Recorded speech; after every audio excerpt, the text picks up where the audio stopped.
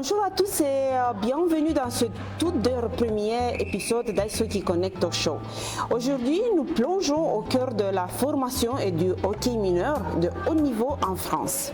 Pour en parler, j'ai le plaisir de recevoir un invité qui vit cette réalité au quotidien à travers 3 casquettes majeures.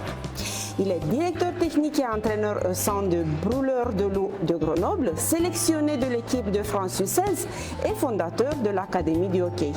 Bienvenue Romain Carré et merci d'avoir accepté notre invitation. Merci, c'est un honneur d'être le premier. Pour ceux qui ne vous connaissez pas encore, est-ce que vous pouvez nous présenter, nous dire depuis quand vous avez commencé le hockey et nous raconter un peu votre parcours? Alors j'ai commencé le hockey à l'âge de 2 ans et demi, donc il y a très longtemps, au Brûleurs de Loup.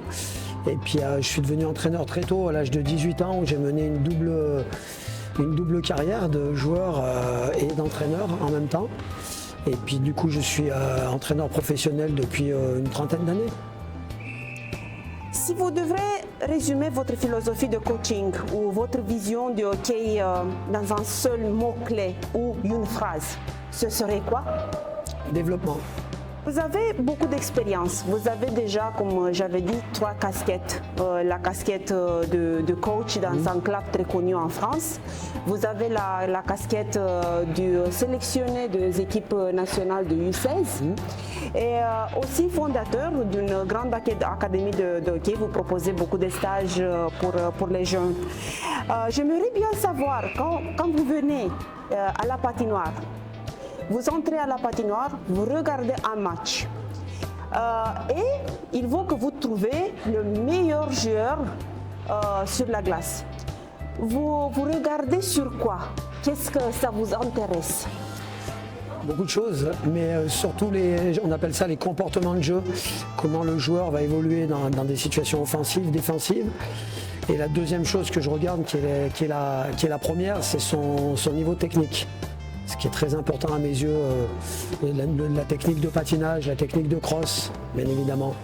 Et après, à cela, j'accorde aussi de l'importance, comme je vous l'ai dit tout à l'heure, sur les comportements de jeu offensifs et défensifs. Voilà, ça c'est le plus important pour moi. Qu'est-ce qui se passe selon vous un excellent joueur de championnat local, d'un jeune capable de performer au niveau international avec les U16? Beaucoup de choses, énormément de choses. Que ce soit sur l'aspect technique, l'aspect tactique, l'aspect physique, l'aspect mental. Il y a énormément de choses entre guillemets un joueur niveau club et puis un joueur niveau international. Voilà la vitesse d'exécution au niveau international, l'intensité, la qualité technico-tactique est très très exigeante, très importante, très élevée, pardon. Et du coup c'est vraiment les facteurs qui font la différence entre un joueur de club, on va dire, et un joueur international. Le mental est-il plus important que le patinage ou la technique? Au haut niveau, c'est aussi important. Ouais, c'est aussi important. J'ai pas un pourcentage, mais je pense qu'on pourrait dire du 50-50. Parce qu'on peut être bon techniquement, mais si mentalement on a des lacunes, on a des faiblesses, c'est toujours compliqué sur le haut niveau. Si il faut que vous faites un petit classement, on va dire, les 4 plus importantes choses pour un joueur, pour faire l'équipe nationale, sont lesquelles? Mental, technique, physique, que je mettrais presque au même niveau que la technique, et puis la tactique, le sens du jeu. Dans vos choix de sélection, vous êtes déjà arrivé d'écarter un joueur ultra talentueux à cause de son attitude ou à l'inverse, de choisir un profil moins technique mais doté d'un mental d'acier?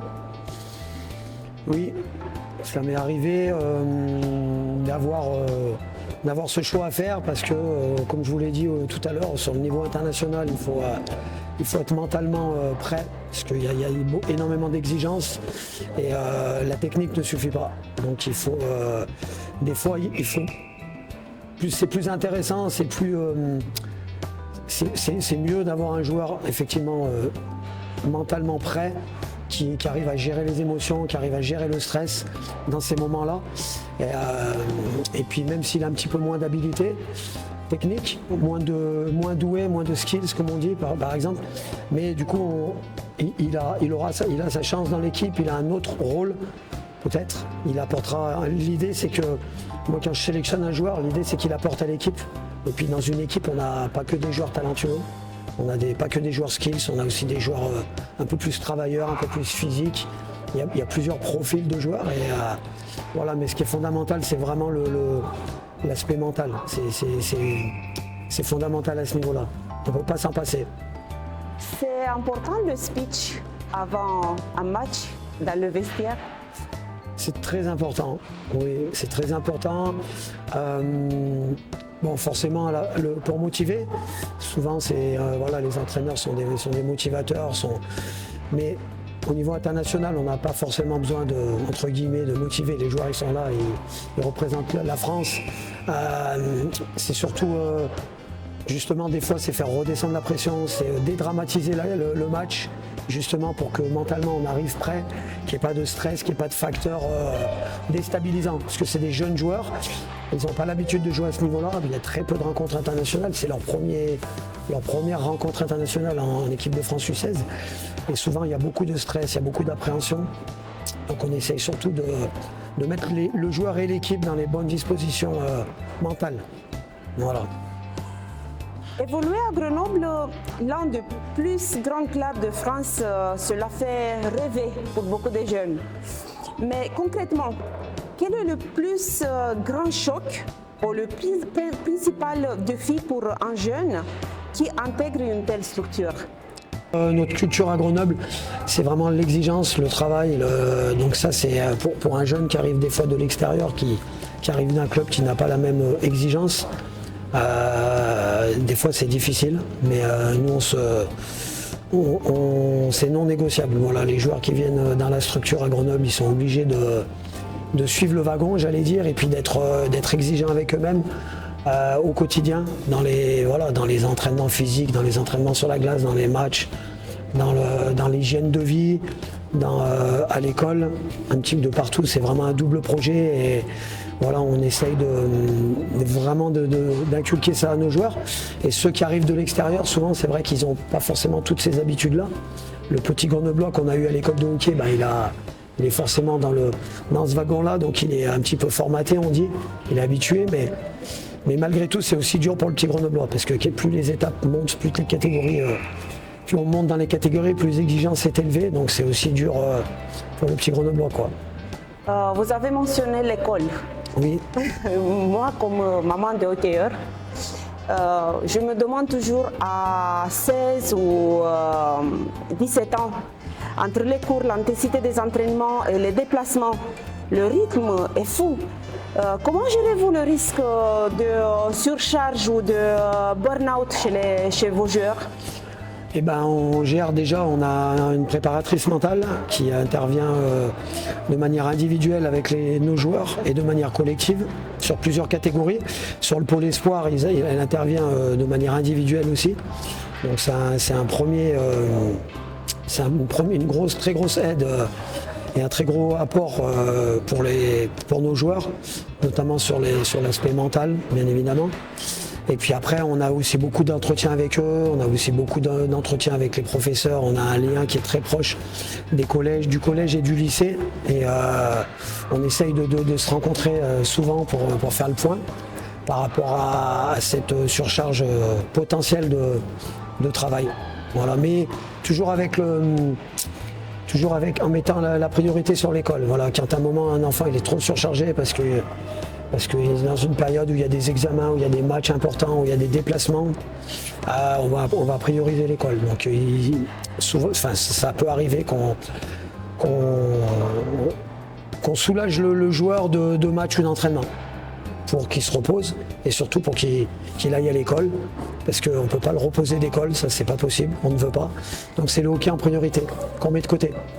C'est plutôt le joueur qui vient vers vous pour vous demander ça ou c'est plutôt le préparateur mental qui vient vers vous Non, ça peut être le préparateur mental ou ça peut être les parents et parfois le joueur qui est pris pas dans un engrenage, mais voilà, il y a tous ces partiels qui arrivent ou des examens, on a eu des matchs ou il était en sélection, il arrive, il a pris du retard, donc souvent sur le pôle, notamment sur des joueurs un petit peu plus âgés, ils ont la maturité de venir vers nous pour nous le dire. C'est pas toujours le cas parce que souvent ils veulent pas, parce qu'ils savent très bien que le premier vecteur c'est le hockey qu'on arrête, donc souvent ils nous le disent pas. Mais bon, nous et puis on arrive aussi avec l'expérience à détecter aussi, parce qu'il y a un changement de comportement, ou il y a une fatigue sur la glace, ou une fatigue mentale dans l'écoute, dans la concentration. Donc des fois on arrive, comme on les connaît bien, j'arrive à détecter des fois cette surcharge. Si vous aviez à nouveau 14 ans, qu'est-ce que vous voulez changer? Personnellement? Oui. Ouais, ma carrière sportive, j'aurais fait j'aurais fait d'autres choix, notamment des choix d'entraînement personnels, parce qu'à l'époque, le hockey n'était pas professionnel en France comme ça l'est aujourd'hui. Dans les structures, on n'avait pas de pôle espoir, on n'avait pas de sport-études, moi à Grenoble. Du coup, l'entraînement, notamment hors glace, tout ce qui est préparation physique, tout ce qui est préparation mentale, la diététique, ces choses-là n'existaient pas. Donc j'aurais changé cela, oui. Quel sport vous voulez choisir? En plus du hockey? Non, si c'était pas le hockey. Si c'était pas le hockey, waouh, j'aurais fait du foot peut-être. J'en ai jamais fait, j'ai fait plein d'autres sports, mais peut-être que j'aurais fait du foot. Ouais.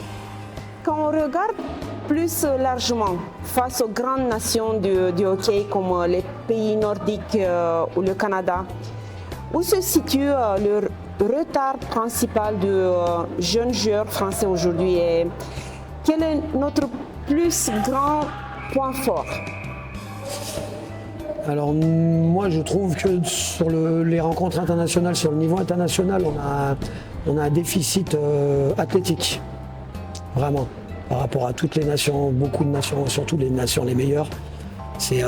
On a un déficit athlétique déjà, ça c'est sûr, et après il y a d'autres aspects aussi, techniques, tactiques, bien évidemment, mais vraiment l'aspect athlétique, moi c'est criant, vraiment, sur la force, sur la vitesse, sur la puissance de tous les joueurs, on a une grosse différence. Quand on fait les moyennes, quand on fait les courbes, sur toutes les nations, sans parler du Canada, de la Suède, des États-Unis, des grosses nations, même sur des nations type qui se rapprochent un peu plus de nous, mais qui sont meilleures, comme la Norvège, comme ces nations-là, on a encore un déficit athlétique, taille, poids notamment. Voilà. Mais pas que. Mais en tout cas pour moi c'est vraiment. On le voit sur la glace, dans les duels, dans l'impact physique, dans cette dimension athlétique, elle nous manque énormément. C'est la taille importante à cet âge-là, même en U16? Oui, il y a une différence de taille aussi. On a toujours quelques centimètres d'écart sur les moyennes des équipes parce qu'on fait des statistiques là-dessus.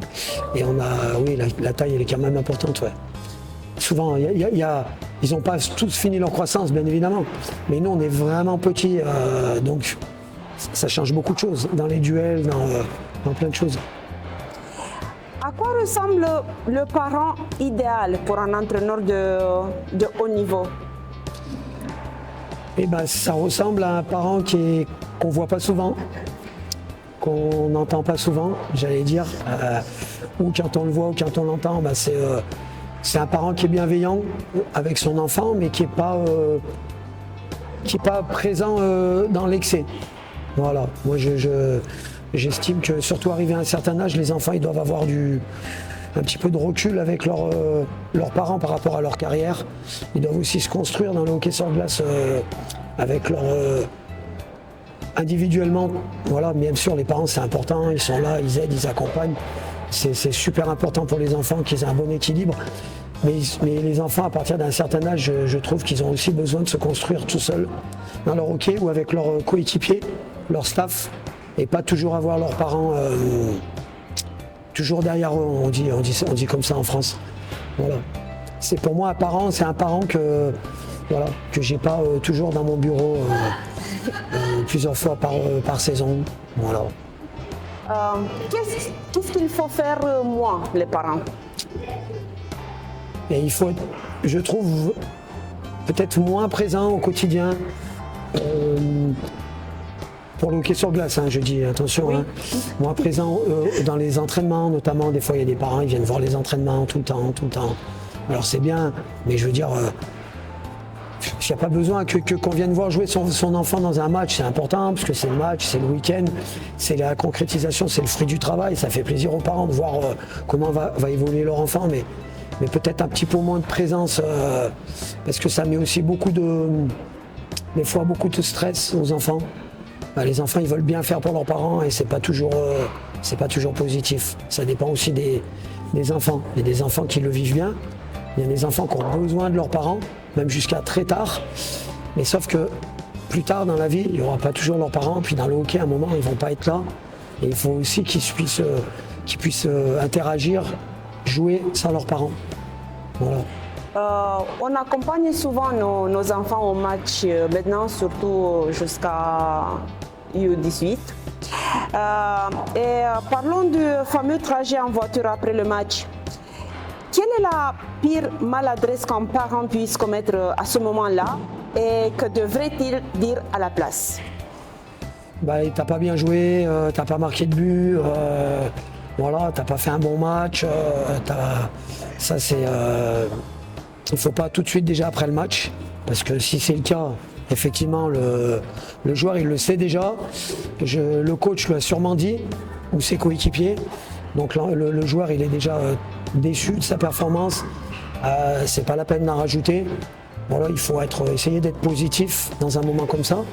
Il ne faut pas non plus mentir, il ne faut pas dire t'as été bon, machin. Il faut dire oui, voilà, ça a été difficile. Tu peux peut-être questionner le joueur, comment tu as vécu ton match. Voilà, si le joueur est très déçu, forcément son enfant, lui dire c'est pas grave, ça fait partie du hockey, ça fait partie de la vie. Il y a des matchs, ça se passe très bien. Il y a des matchs, ça se passe pas bien. Puis il y a un autre match la semaine prochaine, ou il y a un autre match demain, c'est pas grave. C'est la vie qui est comme ça. C'est pas toujours rose, comme on dit, des fois c'est noir. Il faut surtout dire habituer à son enfant, voilà, à réagir, à rebondir et puis à pas. La déception, elle est normale parce que c'est un compétiteur, mais il faut lui dire que la déception et l'échec, ça arrive tous les jours. Pas que dans le sport, dans la vie tous les jours, à l'école. Des fois, il y a un contrôle, un examen qu'on ne va pas réussir, mais c'est pas grave, il ne faut pas baisser les bras. Donc je pense que le parent, il doit être bienveillant et il doit surtout, voilà, pour moi, c'est le rôle d'un parent, c'est puis pas rentrer dans l'aspect technique parce que souvent les parents ne connaissent pas. Et puis même quand ils connaissent, dans la voiture, c'est pas le bon moment, je pense. Voilà. Aujourd'hui, on voit de plus en plus des parents gérer la carrière de leur ado comme des vrais agents sportifs. Ils ont des statistiques, temps de jeu, tous les détails. Où se situe la limite à ne pas franchir pour ne pas freiner la progression de l'enfant? Moi je pense déjà que la limite elle doit être zéro, c'est-à-dire que c'est pas aux parents à faire cela. Aujourd'hui dans les clubs, dans les structures, il y a beaucoup d'outils de statistiques. Il y a beaucoup de sociétés qui créent de la statistique pour les clubs et pour les joueurs aussi. Nous on a beaucoup à Grenoble, on a des stats qui arrivent, les joueurs reçoivent leurs statistiques déjà individuellement sur leur téléphone. Ils reçoivent aussi leurs vidéos de match, leurs shifts. Donc ils ont déjà beaucoup d'informations là-dessus. C'est pas aux parents à gérer ça. Donc je trouve, voilà, c'est chacun sa place. Le parent, pour moi, il ne doit pas être l'entraîneur, il ne doit pas être l'agent du joueur, si j'ai un conseil à donner aux gens. Même si un parent a des velléités ou des connaissances dans ce métier-là, pour moi, un agent, ça devrait être, par exemple, à quelqu'un de neutre. C'est pas quelqu'un de la famille, c'est pas un parent, c'est mon avis. Voilà, comme l'entraîneur. L'entraîneur, ça ne doit pas être le parent, si possible. Il y a des clubs où ça arrive, mais c'est très dur pour un parent d'entraîner son enfant par rapport à son enfant et par rapport aux autres, au regard aussi des autres. Et c'est pareil pour le rôle de la carrière. Je pense que le hockey sur glace, c'est un sport quand même assez marginal en France. On ne connaît pas, c'est pas parce qu'on a été un parent a été un joueur de foot, un joueur de basket, ou voilà, le hockey, il ne le connaît pas forcément. Et la carrière d'un joueur de hockey, elle est très difficile, elle est très longue. Et pour moi, c'est pas aux parents à gérer cela. Voilà, c'est mon avis. Parce que ça a conduit à beaucoup d'échecs. Et puis ça conduit à beaucoup de frustration aussi, des fois entre l'enfant et le parent. Et je pense que c'est pas le rôle d'un parent d'être en conflit, par exemple, avec son enfant parce qu'il a fait tel choix de carrière ou il a donné telle consigne à son enfant. Voilà. On a parlé de développement. Et vous avez créé une structure indépendante, l'Académie de hockey.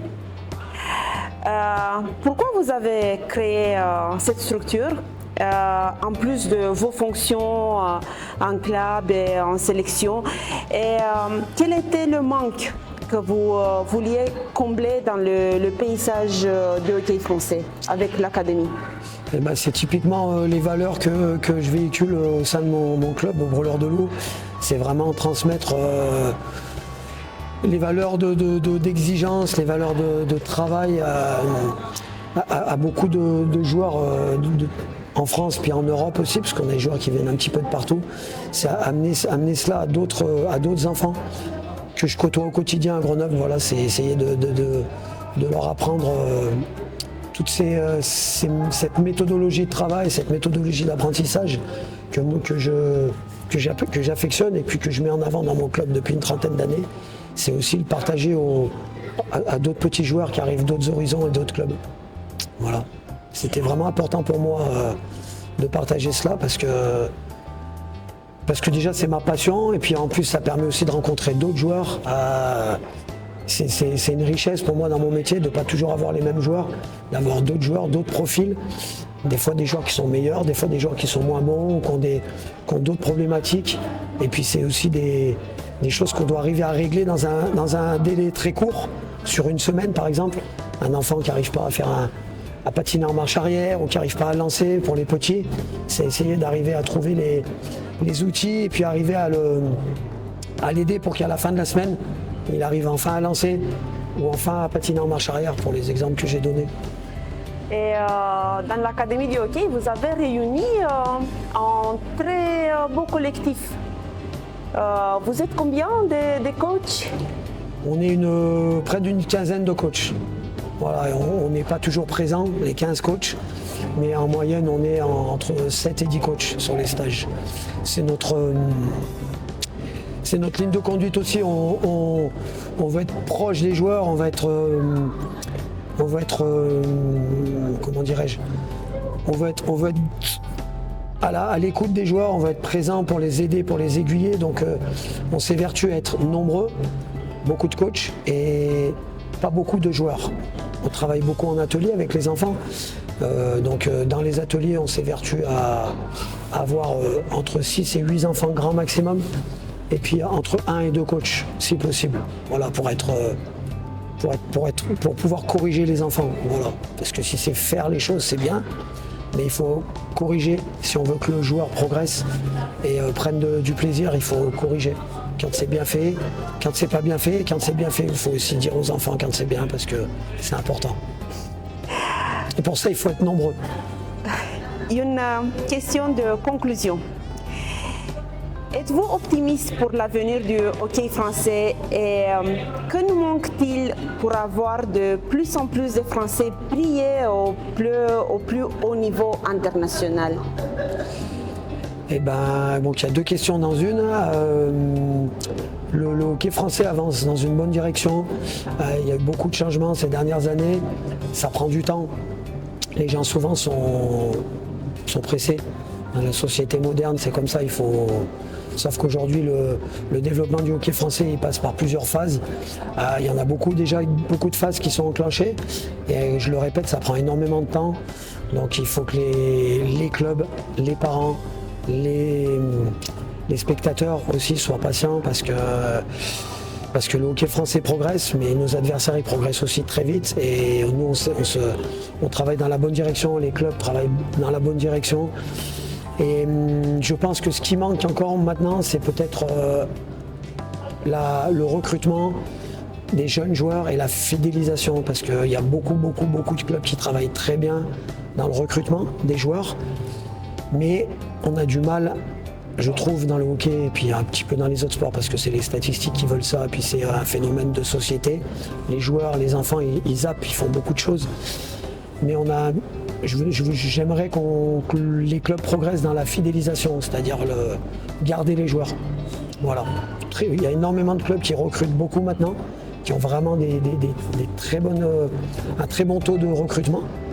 Mais par contre, beaucoup de clubs perdent beaucoup de joueurs aussi.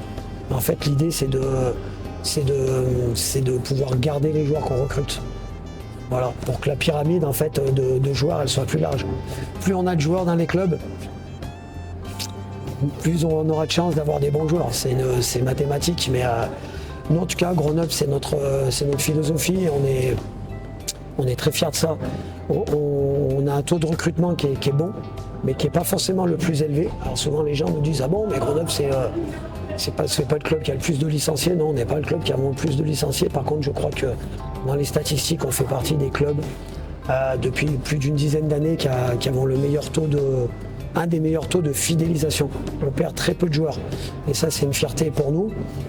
Et c'est ce qui nous aide aussi à avoir des joueurs qui ont commencé à l'âge de 4 ans, 5 ans, qu'on arrive à amener sur les équipes U20, centre de formation, et puis quelques-uns sur le club professionnel à Grenoble ou dans d'autres clubs.